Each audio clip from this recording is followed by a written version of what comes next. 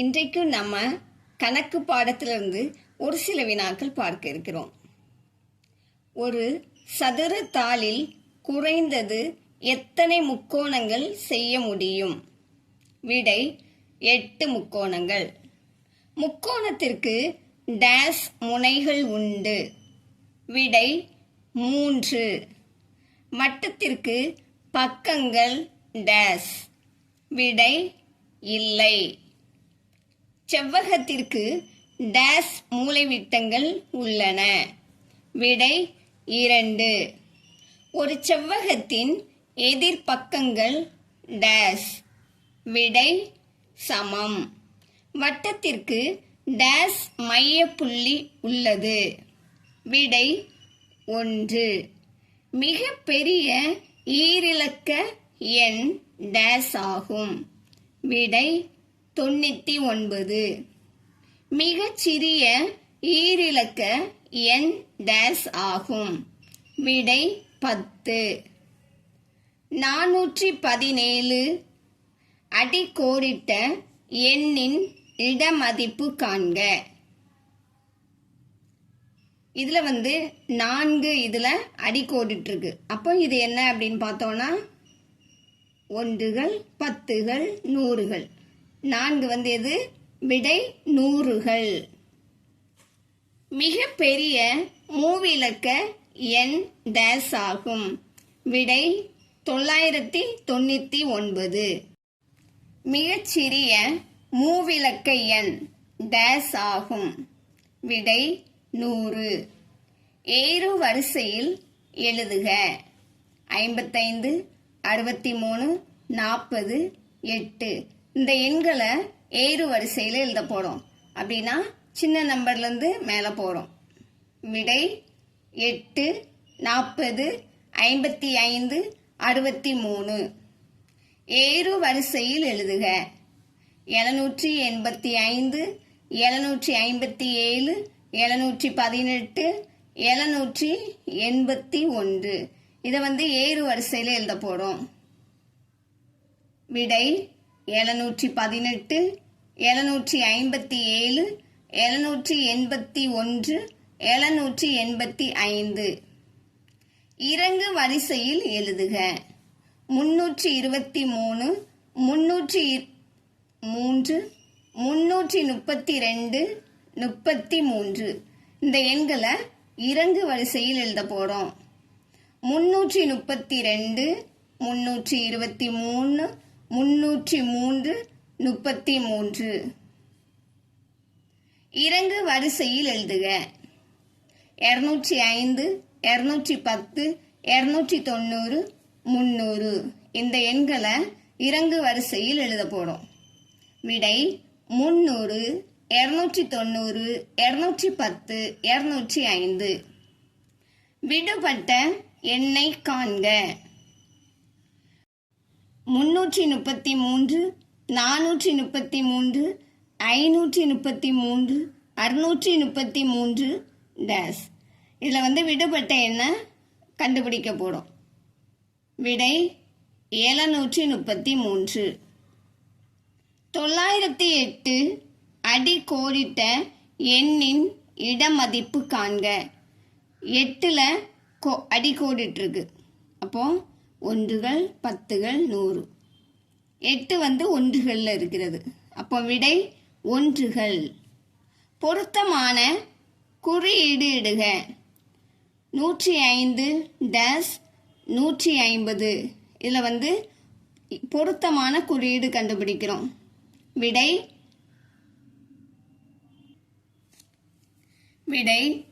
105 150 விட சிறிய எண்.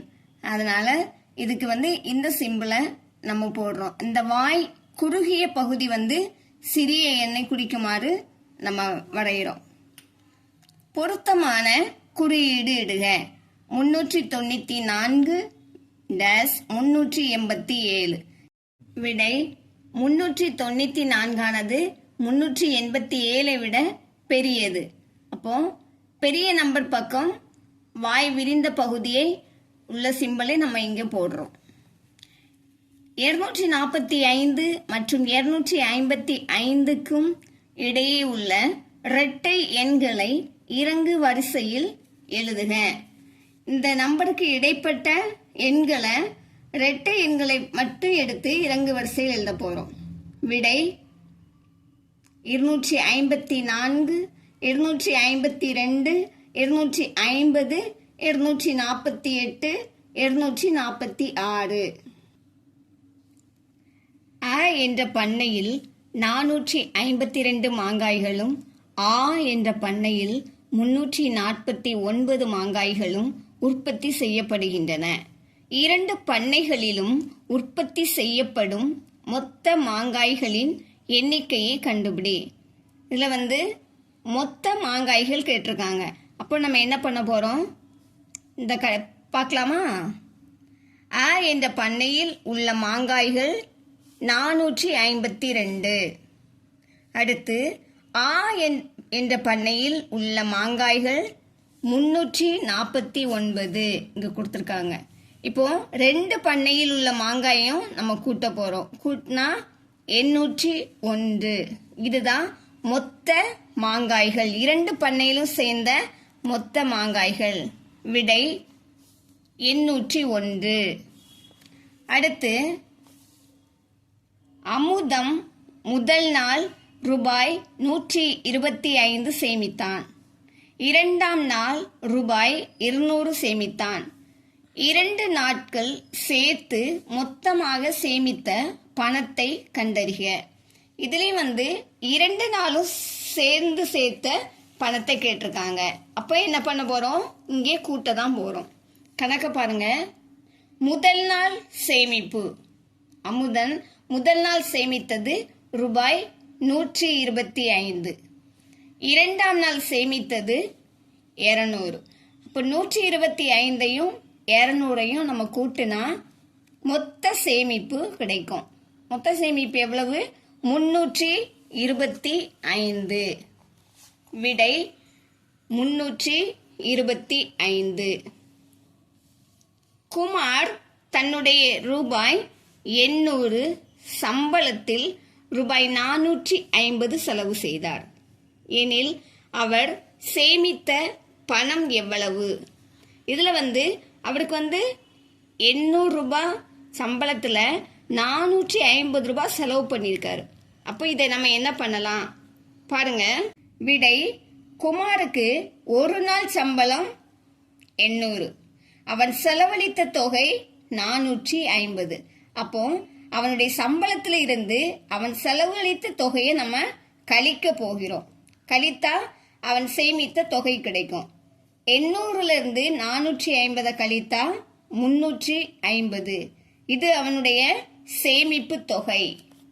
விடை 350. வளவனின் முட்டை கடையில் ஒவ்வொன்றிலும் 10 முட்டைகள் கொண்ட 10 தட்டுகள் இருந்தன. அவன் 3 தட்டுகளில் உள்ள முட்டைகளை விற்றுவிட்டான். 2 தட்டுகளில் உள்ள முட்டைகள் அழுகிவிட்டன. இப்போது வளவனின் கடையில் உள்ள மீதமுள்ள முட்டைகளின் எண்ணிக்கை என்ன? இப்ப இதற்கான விடையை நம்ம பார்க்கிறோம். வளவன் கடையில் உள்ள மொத்த முட்டைகள், அதாவது 10 தட்டுல ஒவ்வொரு தட்டுலையும் 10 முட்டைகள், 10 முட்டைகள் 10 தட்டு, அப்போ மொத்த முட்டைகள் 100. வளவன் விற்ற முட்டைகளின் எண்ணிக்கை 3 தட்டுகள், அப்போ 3 தட்டுனா 30 முட்டைகள். அழுகிய முட்டைகளின் எண்ணிக்கை 2 தட்டுகள், 2 தட்டுகள் அப்படின்னா 20 முட்டைகள். அப்போ 30 முட்டைகளையும் 20 முட்டைகளையும் சேர்த்து கூட்டுனா 50 முட்டைகள் கிடைக்கின்றன. இப்போ மீதமுள்ள முட்டைகளின் எண்ணிக்கை, அதாவது மொத்த முட்டைகள் 100, அதுல விற்ற முட்டைகள் அழுகிய முட்டைகள் 50. அப்போ மீதமுள்ள முட்டைகளின் எண்ணிக்கை 50. விடை 50. ஒரு பால் சாவடியில் முதல் நாள் 281 பாட்டில்களும் இரண்டாம் நாள் 240 பாட்டில்களும் விற்கப்படுகின்றன. 2 நாட்களும் விற்கப்பட்ட மொத்த பாட்டில்களின் எண்ணிக்கையை கண்டுபிடி. விடை: முதல் நாள் பாட்டில்கள் 281, இரண்டாம் நாள் பாட்டில்கள் 240. அப்போ மொத்த பாட்டில்கள் கேட்டிருக்காங்க. மொத்தம் கேட்டாலே நம்ம கூட்டணும். 281ஐயும் 240ஐயும் கூட்டுனா 521. மொத்த பாட்டில்கள் 521. விடை: 521.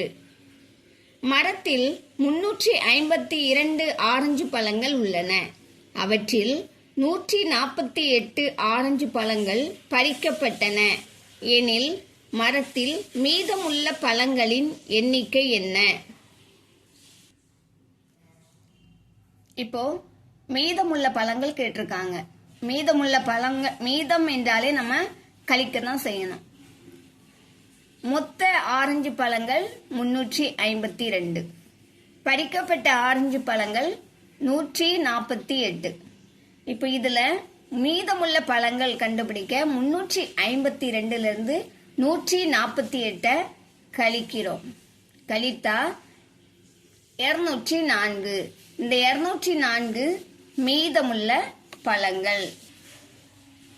விடை: 204. சரியான குறியீட்டை குறிக்கவும். சென்டிமீட்டர் டேஸ் மீட்டர். இதுல சென்டிமீட்டரை விட மீட்டர் பெரியது. எனவே சென்டிமீட்டர் பக்கம் வாய் குறுகின பகுதியை போடுறோம். விடை ஏ.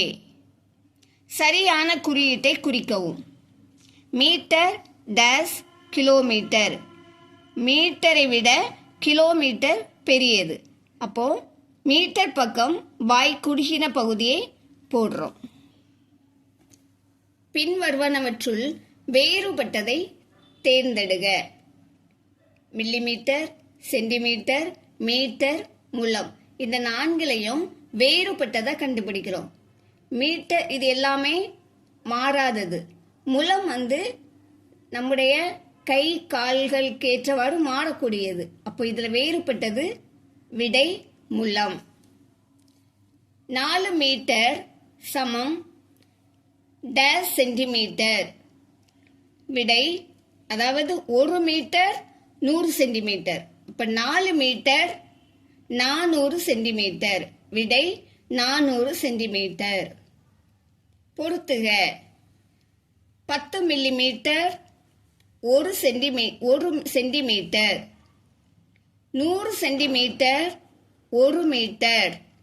1000 மீட்டர் 1 கிலோமீட்டர். கொடுக்கப்பட்ட அலகுகளை வரிசைப்படுத்தி எழுதுக. Millimetre, metre, centimetre, kilometre. இதை நம்ம வரிசைப்படுத்தி எழுதுறோம். அப்போ விடை மில்லிமீட்டர், சென்டிமீட்டர், மீட்டர், கிலோமீட்டர். பின்வரும் ஆண்டுகளில் லீப் ஆண்டு எது? இங்க கொடுக்கப்பட்ட வருடத்துல லீப் ஆண்டு கண்டுபிடிக்கிறோம். விடை 2020. லீப் ஆண்டு கண்டுபிடிக்க என்ன பண்ணணும்? அந்த வருடத்தை நம்ம 4ஆல வகுக்கும் போது மீதி இல்லாமல் வகுப்பட வேண்டும். அதுதான் லீப் ஆண்டு கண்டுபிடிக்கிறது. இதுல விடை 2020. ஒரு வருடத்தில் டேஸ் நாட்கள் உண்டு. விடை 365. ஒரு வருடத்தில் டேஸ் மாதங்கள் உள்ளன. விடை 12 மாதங்கள். ஒரு எழுதுகோலின் விலை ரூபாய் 5 எனில் 8 எழுதுகோள்களின் விலை என்ன? விடை ஒரு எழுதுகோலின் விலை ரூபாய் 5. அப்படியானால் 8 எழுதுகோலின் விலை, அதாவது ஒன்று கொடுத்து நிறைய இதுக்கு விடை கேட்டாங்கன்னா நம்ம என்ன பண்ணணும்? பெருக்கணும். 8 பெருக்கல் 5 சமம் ரூபாய் 40. விடை 40 ரூபாய். ஒரு பையில் 6 பந்துகள் உள்ளதெனில் 5 பைகளில் எத்தனை பந்துகள் இருக்கும்? ஒரு பையில் உள்ள பந்துகளின் எண்ணிக்கை 6. அப்படியானால் 5 பைகளில் உள்ள பந்துகளின் எண்ணிக்கை 6 பெருக்கல் 5. 6 பெருக்கல் 5 சமம் 30. விடை 30 பந்துகள். ஒரு புத்தகத்தின் விலை ரூபாய் 10 எனில் 7 புத்தகங்களின் விலை என்ன? ஒரு புத்தகத்தின் விலை 10 ரூபாய். அப்படியானால் 7 புத்தகங்களின் விலை 7 பெருக்கல் 10 சமம் 70. 70 ரூபாய். விடை 70 ரூபாய். 1000 கிராம் சமம் டேஸ் கிலோகிராம். விடை 1 கிலோகிராம். 2 கிலோகிராம் சமம் டேஸ் கிராம். விடை 2000 கிராம்.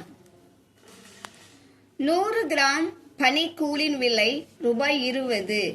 மலர் 1 கிலோகிராம் பனிக்கூழ் வாங்கினாள் எனில் அவர் கடைக்காரருக்கு கொடுக்க வேண்டிய தொகை என்ன? விடை 100 கிராம் பனிக்கூழின் விலை ரூபாய் 20. அதாவது கிராம்க்கு கேட்டிருக்கிறதுனால 1000 கிராம் 1 கிலோகிராம். 1000 கிராம் பனிக்கூழின் விலை, அதாவது 100க்கு 20 ரூபாய். அப்படியானால் 1000 கிராம் விட்டு கொடுத்தா விடை 200 ரூபாய். விடை ரூபாய் 200. 1 கிலோகிராம் சர்க்கரையின் விலை ரூபாய் 50. ரஞ்சித் 2000 கிராம் சர்க்கரை வாங்கினான் எனில் அவன் கடைக்காரருக்கு கொடுக்க வேண்டிய தொகை எவ்வளவு? விடை 1 கிலோகிராம் சர்க்கரையின் விலை ரூபாய் 50. 1 kilogram 1000 gram. 2 kilogram 1000 into 2 2000 gram. அப்படியானால் 2000 கிராம் சர்க்கரையின் விலை 1000க்கு 50 ரூபாய். அப்படியானால் 2000 கிராம் சர்க்கரைக்கு விலை நம்ம வெட்டு கொடுக்கிறோம். வெட்டு கொடுத்து 50 into 2 விடை 100 ரூபாய். விடை 100 ரூபாய். சரண்யாவிடம் 3 கிலோகிராம் மாவு இருந்தது. அதனை அவள் 500 கிராம் உள்ள பொட்டலங்களாக பங்கிட வேண்டுமெனில் எத்தனை பொட்டலங்களில் அவற்றை போடலாம்? விடை சரண்யாவிடம் உள்ள மொத்த மாவு 3 கிலோகிராம். 3 kilogram 3000 gram. ஒரு பொட்டலம் 500 கிராம். அப்படியானால் பொட்டலங்களின் எண்ணிக்கை 3000 வகுத்தல் 500. 500க்கு 3000. இதை நம்ம விட்டு கொடுத்தோம்னா 6. விடை 6 பொட்டலங்கள். விடை 6 பொட்டலங்கள். ஒரு கன சதுரத்தின் மூலைவிட்டங்கள் டேஸ். விடை 16 மூலைவிட்டங்கள். ஒரு கன செவ்வகத்தில் எத்தனை மூலைவிட்டங்கள் உள்ளன? விடை 16 மூலைவிட்டங்கள். ரங்கம்மாவிடம் 36 தேங்காய்கள் இருந்தன. அவற்றை ஒரு கூறில் 4 தேங்காய்கள் என இருக்குமாறு அடுக்கினார் எனில் அவர் எத்தனை கூறுகள் அடுக்கியிருக்கிறார்? விடை தேங்காய்களின் எண்ணிக்கை 36. ஒரு கூறுக்கு 4 தேங்காய்கள். அப்படியானால் கூறுகளின் எண்ணிக்கை 36 வகுத்தல் 4. 36ஐயும் 4ஐயும் வகுத்தோன்னா 9. ரங்கம்மா 9 கூறுகளில் தேங்காய் அடுக்கியிருப்பார். கார்குயில் ரூபாய் 20 50 காசுக்கும் மற்றும் ரூபாய் 30 50 காசுக்கும் வளையல்கள் வாங்கிய பின் கடைக்காரரிடம் ஒரு 100 ரூபாய் கொடுத்தாள் எனில் கடைக்காரர் அவளுக்கு தர வேண்டிய மீதி தொகை எவ்வளவு? கார்குயில் கடைக்காரரிடம் கொடுத்த தொகை ரூபாய் 100. வளையல் வாங்கிய மொத்த விலை 20 ரூபாய் 50 காசு கூட்டல் 30 ரூபாய் 50 காசு. இந்த ரெண்டையும் நம்ம கூட்டினா 51 ரூபாய் வருகின்றது. இந்த ரெண்டையும் கூட்டினா 51 ரூபாய். கடைக்காரர் தர வேண்டிய மீதி தொகை 100 51 கழித்தா 49 ரூபாய். செங்கோதை புத்தக பையை ரூபாய் 210 30 பைசாவுக்கும் ஒரு விளையாட்டு காலணியை 250 ரூபாய் 20 பைசாவுக்கும் வாங்குகிறார். அவர் கடைக்காரரிடம் 500 ரூபாயை கொடுத்தார் எனில் கடைக்காரர் அவருக்கு தர வேண்டிய மீதி தொகை எவ்வளவு? விடை: செங்கோதை கடைக்காரரிடம் கொடுத்த தொகை ரூபாய் 500. புத்தக பையின் விலை ரூபாய் 210 ரூபாய் 30 பைசா. காலணியின் விலை 260 ரூபாய் 20 பைசா. அப்போ மொத்த விலை 210 ரூபாய் 30 பைசாவிலிருந்து 260 ரூபாய் 20 பைசாவை கூட்டும் போது 470 ரூபாய் 50 பைசா. இப்போ கடைக்காரர் தர வேண்டிய மீதி தொகை, செங்கோதை கடைக்காரரிடம் கொடுத்த தொகை 500. அதிலிருந்து 470 ரூபாய் 50 பைசாவை நம்ம கழிக்கும் போது 29 ரூபாய் 50 பைசா. குமரனின் தந்தை அவன் மாமாவிடம் இருந்து ரூபாய் 200க்கு சில்லறை வாங்கி வர சொன்னார். அவனுடைய மாமா ஒரு 100 ரூபாய் தாளையும் ஒரு 50 ரூபாய் தாளையும் அவனிடம் கொடுத்தார் எனில் மாமா அவனுக்கு மேலும் தர வேண்டிய தொகையானது எவ்வளவு? விடை: குமரனின் மாமாவிடம் கொடுத்தது 200 ரூபாய். மாமா குமரனிடம் கொடுத்தது 100 ரூபாய் கூட்டல் 50 ரூபாய், மொத்தம் 150 ரூபாய். மாமா குமரனுக்கு தர வேண்டிய மீதி தொகை 200 ரூபாயிலிருந்து 150 ரூபாய கழிக்கிறோம். கழித்தா விடை 50 ரூபாய். 7 பேருக்கு 70 பந்துகள் கொடுக்கப்படும் ஆயின் ஒவ்வொருவருக்கும் எத்தனை பந்துகள் கொடுக்கப்பட்டிருக்கும்? விடை: 7 பேருக்கு கொடுக்கப்படும் பந்துகள் 70. அப்படியானால் ஒரு நபருக்கு கொடுக்கப்பட்ட பந்துகள் 70 வகுத்தல் 7. 70 7 வகுத்தனா 10. விடை 10 பந்துகள். ஒரு வரிசையில் 8 புத்தகங்கள் அடுக்கப்பட்டிருந்தால் 48 புத்தகங்களை எத்தனை வரிசையில் அடுக்கலாம்? மொத்த புத்தகங்களின் எண்ணிக்கை 48. ஒரு வரிசையில் அடுக்கப்பட்ட புத்தகங்களின் எண்ணிக்கை 8. வரிசைகளின் எண்ணிக்கை 48 வகுத்தல் 8. 48ஐயும் 8ஐயும் வகுத்தனா 6. 48 புத்தகங்களை 6 வரிசையில் அடுக்கலாம். ஒரு பெட்டிக்குள் 10 எழுதுகோல்கள் அடங்கும் எனில் 100 எழுதுகோல்களுக்கு எத்தனை பெட்டிகள் தேவைப்படும்? விடை: மொத்த எழுதுகோல்கள் 100. ஒரு பெட்டிக்குள் வைக்கப்படும் எழுதுகோல்கள் 10. பெட்டிகளின் எண்ணிக்கை 100 வகுத்தல் 10. 100 10ஆல வகுத்தா 10. அப்படின்னா 100 எழுதுகோல்கள் 10 பெட்டிக்குள் அடங்கும். விடை: 10 பெட்டிகள். இதுபோல இன்னும் அநேக பயனுள்ள வீடியோக்கள் நம்ம சேனல்ல வெளிவரும். பார்த்து பயன்பெறுங்க. ஷேர் பண்ணுங்க, சப்ஸ்கிரைப் பண்ணிக்கோங்க. தேங்க்யூ.